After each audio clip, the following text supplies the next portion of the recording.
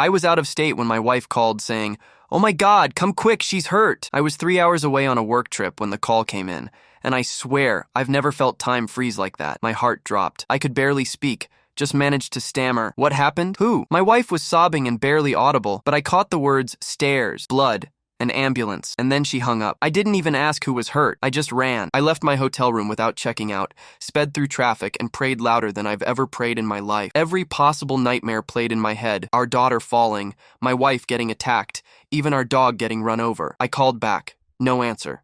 I texted. Nothing. I kept driving. The longest 3 hours of my life. I pulled into our driveway, half expecting to see a police car or hear silence. Instead, I saw balloons. Balloons? I stumbled into the house, breathless, and there they were. My wife, our daughter, her grandparents, even the dog, all standing in the living room with cake and confetti. My daughter screamed, "Surprise!" and ran into my arms. I was too stunned to move. Then my wife started laughing and said, "Sorry, I had to get you home early for her birthday, and she wanted to surprise you, but you never answer normal calls when you're on a trip." My knees buckled. I didn't know whether to cry or yell. Apparently, they were going to pretend she hurt her ankle and just needed a checkup, but in the panic, my wife overacted and dropped the, "Oh my God, she's hurt" line, then panicked and hung up. She didn't think I'd rush home that fast. I didn't even have a bag with me, just my keys and tears streaming down my face as I hugged them all, shaking. But what nobody knew was that my panic attack didn't end when I walked in. I had pulled over twice on the freeway just to stop my hands from shaking. At one point, I was dry heaving in a gas station parking lot because I thought my daughter had cracked her head open. The sound of my wife's scream kept playing over and over in my head. It sounded like real terror,